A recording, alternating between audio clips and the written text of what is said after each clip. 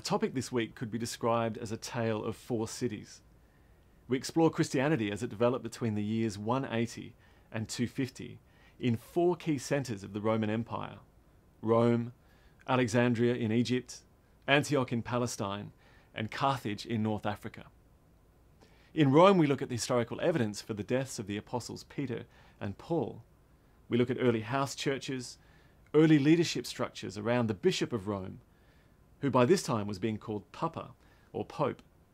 And we look at emerging controversies over the date of Easter, the theology of the Trinity, and discipline and morality.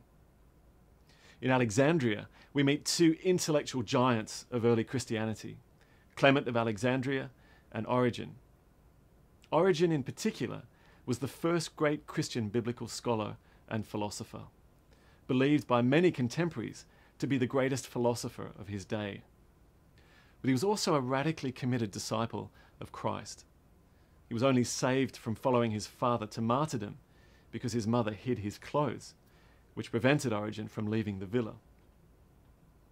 Our gaze also turns briefly to Gaul, modern-day France, where Irenaeus combated Gnosticism, and Carthage in North Africa, where Tertullian, whom we met in an earlier topic, eloquently combated challenges to the faith.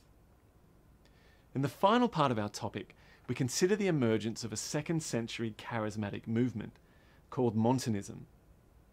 The movement has strong resemblances to the charismatic movement and Pentecostalism today, especially in its emphasis on prophecy, on charismatic gifts, on female leaders, apocalyptic end times teaching, and Christ's imminent return, which Montanists believed would happen in Asia Minor, modern-day Turkey.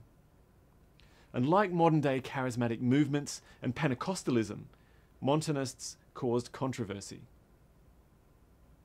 We pose a question: were they a radical and divisive breakaway sect, as some critics suggested? Or were they a movement seeking the renewal of a church that was becoming increasingly institutionalized? We'll consider those questions and more.